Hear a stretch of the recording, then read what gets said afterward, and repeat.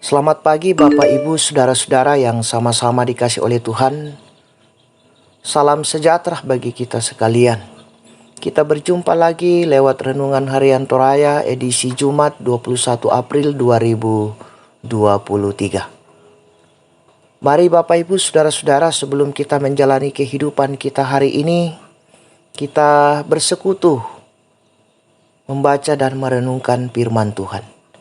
Namun sebelum itu kita berdoa. Terima kasih Tuhan, anugerah hidup yang Engkau boleh nyatakan kepada kami pada saat ini. Sebelum kami menjalaninya, kami bersekutu membaca dan merenungkan firman-Mu. Bersabdalah kepada kami Tuhan, kami siap mendengarkan firman-Mu. Di dalam nama Yesus Kristus, itulah Tuhan dan Juru Selamat kami yang hidup. Amin. Bacaan firman Tuhan pada saat ini dari 1 Korintus pasal 15 ayat 20 sampai dengan ayatnya yang ke-26. Ayat yang ke-20 saya akan bacakan, firman Tuhan berbunyi, "Tetapi yang benar ialah bahwa Kristus telah bangkit dari antara orang mati, sebagai yang sulung dari orang-orang yang telah meninggal." Amin, firman Tuhan. Saudara-saudara, judul renungan kita pada pagi ini, jangan ragukan. Entah sadar atau karena memang tidak percaya bahwa akan ada kebangkitan dari orang mati, lalu ada ungkapan sering didengar, "Mari menikmati hidup, karena toh kita akan mati." Ungkapan ini bisa berarti positif jika yang dimaksud menikmati hidup dengan benar. Tetapi akan berarti negatif jika yang dimaksud adalah kebebasan hidup yang penting membawa nikmat dan kepuasan. Saudara-saudara, inilah persoalan yang terjadi di kalangan orang Korintus, bahwa mereka sudah percaya tentang kebangkitan Yesus, namun soal kebangkitan orang mati, mereka tidak percaya. Dengan paham orang Korintus seperti itu, Paulus menegaskan bahwa jika orang mati tidak dibangkitkan, maka marilah kita makan dan minum, sebab besok kita mati. Kebangkitan Kristus adalah inti dari ajaran Kristen.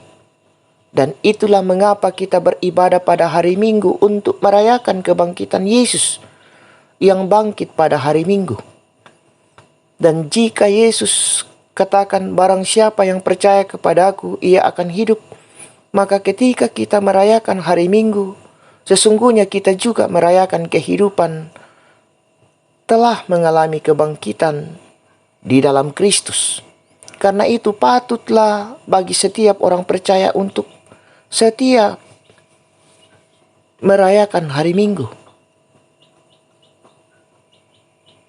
Taat beribadah pada hari Minggu. Kebangkitan Kristus adalah jaminan keselamatan.